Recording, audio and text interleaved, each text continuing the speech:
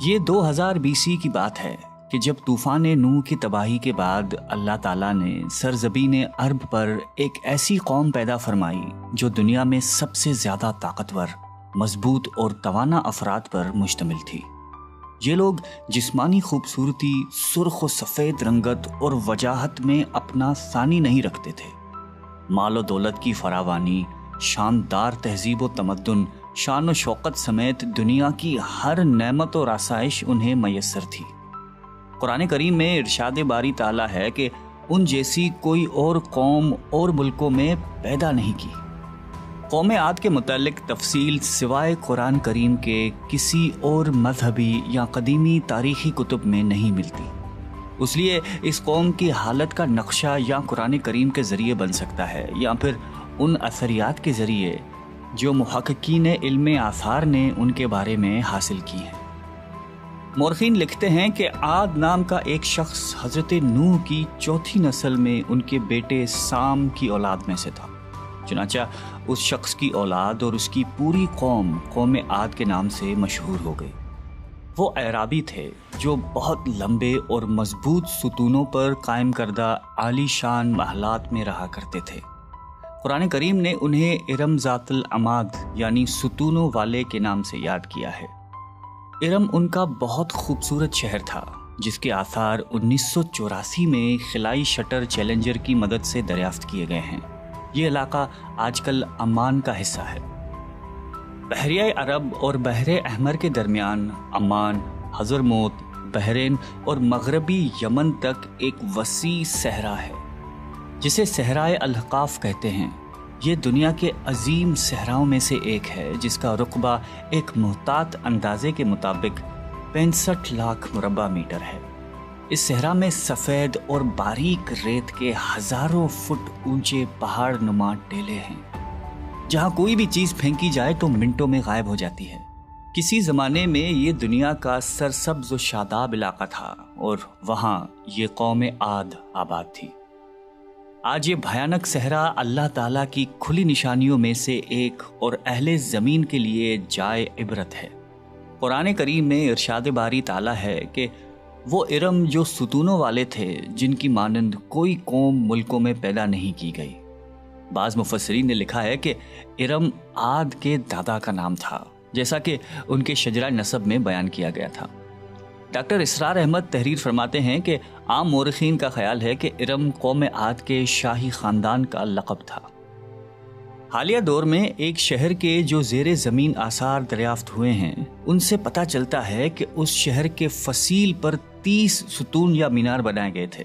کہا جاتا ہے کہ یہ شہر شداد نے خصوصی اہتمام کے ساتھ بسایا تھا جو اس قوم کا بہت بڑا بادشاہ تھا۔ قد و قامت اور جسمانی قوت کے لحاظ سے دنیا میں اس کا کوئی ثانی پیدا نہیں ہوا۔ اس طرح اس قوم نے جس معیار اور جس انداز کی تعمیراتیں کی، ایسی تعمیرات اس سے پہلے دنیا میں کبھی کسی قوم نے نہیں کی۔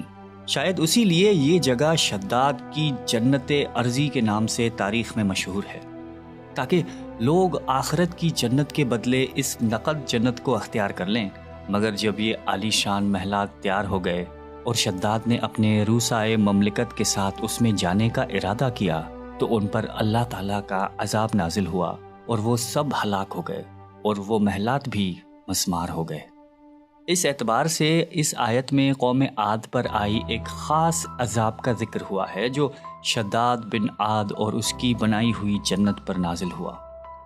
ایک اور روایت کے مطابق عاد کے بیٹے شداد نے جب جنت کے نام اور خصوصیات سے متعلق سنا تو اس نے زمین پر ایسی ہی جنت بنانے کا ارادہ کیا اور عدن کے کسی صحرا میں تعمیرات کا کام شروع کر دیا، اور مسلسل 300 برس کی شب و روز کی محنت کے بعد دنیا میں ایک خوبصورت جنت بنا دی جس میں شاندار محلات بھی تھے اور نہریں اور آبشار بھی۔ شداد کی عمر 900 سال ہو چکی تھی۔ ایک دن اس نے قوم عاد کے لوگوں کو جنت کے دیدار کی دعوت دی۔ وقت مقررہ پر وہ اپنے لوگوں کے ساتھ جنت کی جانب روانہ ہوا۔ ابھی شہر ارم کے عالی شان دروازے کے قریب ہی پہنچا تھا کہ رب ذوالجلال کے عذاب نے آ گھیرا۔ یوں شداد اپنی جنت کے ساتھ زمین میں ہی زندہ دفن ہو گیا۔ طوفان نوح کے بعد قوم عاد ہی وہ پہلی قوم تھی جو بتوں کے پجاری بنے۔ علامہ جلال الدین سیوطی اپنی تفسیر میں تحریر کرتے ہیں کہ قوم عاد نہایتی زور آور اور بہادر قوم تھی۔ وہ سب بت پرست تھے۔ مختلف کتب میں ان کے بتوں کے مختلف نام بیان کیے گئے ہیں۔ کچھ نے بتوں کے نام صدا، سمود اور ہرا بتائے ہیں۔ مورخین کی رائے کے مطابق ان کے معبود بھی قوم نوح کی طرح پتھر کے 5 بت یعنی ود، سوا، یغوث، یعوق اور نصر ہی تھے۔ کفر و شرک کے سمندر میں غرق قوم عاد کی بد اعمالیاں جب اپنی انتہا کو پہنچ گئیں تو اللہ تعالیٰ نے انہی کے قوم کے ایک نیک اور صالح بندے کو ان پر پیغمبر بنا کر مبعوث فرمایا۔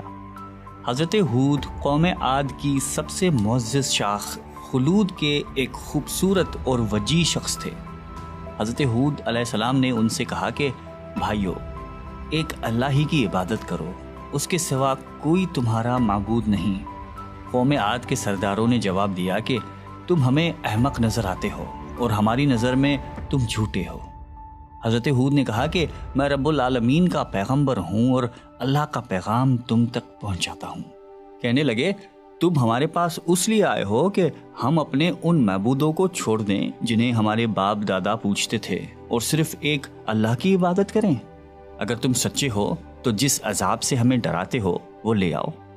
حضرت ہود مسلسل 50 برس یا اس سے بھی زیادہ واعظ و نصیحت کرتے رہے۔ کبھی انہیں اللہ کی عطا کردہ نعمتیں یاد دلاتے تو کبھی عذاب الہی سے ڈراتے، کبھی طوفان نوح کی ہولناکیوں کا ذکر فرماتے، لیکن وہ غرور و تکبر میں اندھے اور بہرے بنے رہے۔ انہیں اپنی طاقت پر بڑا گھمنڈ تھا۔ ارشاد باری تعالیٰ ہے کہ قوم عاد ناحق ملک میں غرور کرنے لگی اور کہنے لگی کہ ہم سے بڑھ کر قوت میں کون ہے۔ قوم عاد کے 13 خاندان تھے۔ عمان سے لے کر یمن تک ایک طویل علاقے میں ان کی بستیاں تھیں۔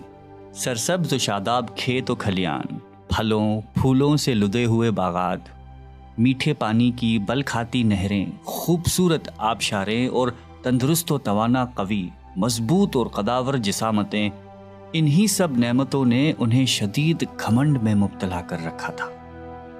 حضرت ہود علیہ السلام نے اپنی قوم کو راہ راست پر لانے کے لیے بڑی جدوجہد کی، لیکن قوم عاد آپ کو جادوگر اور سحر زدہ شخص خیال کرتے تھے کہ جنہیں ان کے پتھر کے باطل خداؤں نے دیوانہ بنا دیا تھا۔ بالآخر وہ لمحہ بھی آ گیا کہ جب حضرت ہود علیہ السلام نے بارگاہ الہی میں دعا فرمائی کہ اے میرے پروردگار، انہوں نے مجھے جھوٹا کہا ہے، اب تو میری مدد کر۔ فرمایا اے نبی، یہ تھوڑے ہی عرصے میں اپنے کیے پر پچھتانے لگیں گے۔ اللہ تعالیٰ نے اپنے نبی کی دعا قبول فرمائی اور قوم عاد پر عذاب کی ابتدا ہوئی۔ بادلوں کے فرشتے کو حکم ملا کہ اب بارش نہ برسائی جائے۔ چشموں کے فرشتوں کو حکم ملا کہ ان کے چشموں اور آبشاروں کو خشک کر دو۔ دیکھتے ہی دیکھتے شادابی ویرانی میں بدل گئی، مویشی مرنے لگے، پھل اناج ناپید ہو گیا۔ پوری قوم خشک سالی کا شکار ہو کر بدحال و پریشان ہو گئی۔ یہ سلسلہ مسلسل 3 سال چلتا رہا۔ نبی سے قوم کی یہ پریشانی دیکھی نہ جاتی تھی۔ مسلسل واعظ و نصیحت کرتے رہتے اور فرماتے کہ اے میری قوم، اپنے پروردگار سے بخشش مانگو، پھر اس کے آگے توبہ کرو، وہ تم پر آسمان سے مینا برسائے گا اور تمہاری طاقت اور قوت میں اضافہ فرمائے گا۔ کہنے لگے ہود، تم ہمارے پاس کوئی دلیل ظاہر نہیں لائے، ہم صرف تمہارے کہنے سے نہ تو اپنے معبودوں کو چھوڑنے والے ہیں اور نہ تم پر ایمان لانے والے ہیں۔ ہم تو یہ سمجھتے ہیں کہ ہمارے کسی معبود نے تمہیں آسیب زدہ کر کے دیوانہ کر دیا ہے۔ اس زمانے میں یہ دستور تھا کہ قوموں کو جب کوئی مشکل آ گھیرتی تو وہ بیت اللہ شریف جا کر اللہ کے آگے آوازاری کرتے اور ان کی مشکل رفع ہو جاتی۔ یعنی کافر قومیں بھی اس حقیقت کو تسلیم کرتی تھیں کہ اس ارض و سما کے مالک ایک لافانی قوت موجود ہے۔ چنانچہ قوم عاد کے 70 سرکردہ افراد مکہ مکرمہ پہنچے، جہاں معاویہ بن بکر کی حکومت تھی۔ معاویہ کی ماں کا تعلق قوم عاد سے تھا۔ معاویہ نے ان کی خوب آؤبھگت کی۔ وہ لوگ 1 ماہ تک وہاں رہے اور بارش کے لیے دعائیں مانگتے رہے۔ دعا کروانے والے سردار کا نام قیل بن عنبر تھا۔ اللہ تعالیٰ نے ان پر 3 رنگوں کے بادل بھیج دیے، سفید، سرخ اور سیاہ۔ پھر آسمان سے ندا آئی کہ ان میں سے ایک کو منتخب کر لو۔ قیل نے سیاہ بادل کو پسند کر لیا کیونکہ وہ خوب بارش برسانے والا تھا۔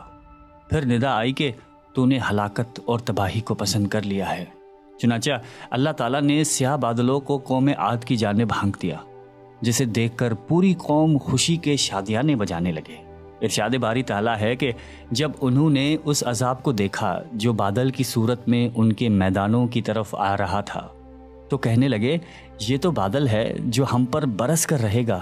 تو اللہ تعالیٰ نے فرمایا نہیں، بلکہ یہ وہ چیز ہے جس کے لیے تم جلدی کرتے تھے، یعنی آندھی جس میں درد دینے والا عذاب بھرا ہوا ہے۔ یہ ہر چیز کو اپنے پروردگار کے حکم سے تباہ کیے دیتی ہے۔ گناہگار لوگوں کو ہم اسی طرح سزا دیا کرتے ہیں۔ اللہ تعالیٰ نے یہ عذاب 7 رات اور 8 دنوں تک مسلسل جاری رکھا۔ اس آندھی نے کسی جاندار کو زندہ نہیں چھوڑا۔ غاروں، پہاڑوں، گھروں، محلات اور قلعوں کے اندر سب کو فنا کر ڈالا۔ حضرت ابن عمر رضی اللہ تعالیٰ عنہ سے مروی ہے کہ آپ علیہ السلام نے فرمایا کہ وہ آندھی جس کے ذریعے قوم عاد ہلاک ہو گئی تھی، اللہ تعالیٰ نے ان کے اوپر صرف انگوٹھی جتنی جگہ کی مثل ہوا کھولی تھی۔ اللہ تعالیٰ نے اس خوفناک آندھی سے حضرت ہود علیہ السلام اور ان کے ساتھیوں کو محفوظ رکھا۔ ایک مرتبہ حضرت عائشہ صدیقہ رضی اللہ تعالیٰ عنہا نے آپ علیہ السلام سے دریافت کیا کہ یا رسول اللہ، لوگ تو بادل دیکھ کر خوش ہوتے ہیں کہ اب بارش ہوگی، لیکن آپ کے چہرے مبارک پر تشویش کے آثار نظر آتے ہیں۔ آپ علیہ السلام نے فرمایا کہ عائشہ، اس بات کی کیا ضمانت ہے کہ اس بادل میں عذاب نہیں ہوگا، جبکہ قوم عاد ہوا کے عذاب سے ہلاک کر دی گئی تھی۔ اس قوم نے بھی بادل دیکھ کر کہا تھا کہ یہ بادل ہے جو ہم پر بارش برسائے گا۔ پروردگار عالم نے قرآن کریم میں قوموں کی تباہی کے جو واقعات فرمائے ہیں، ان کا اصل مقصد یہی ہے کہ امت مسلمہ ان سے سبق حاصل کرے۔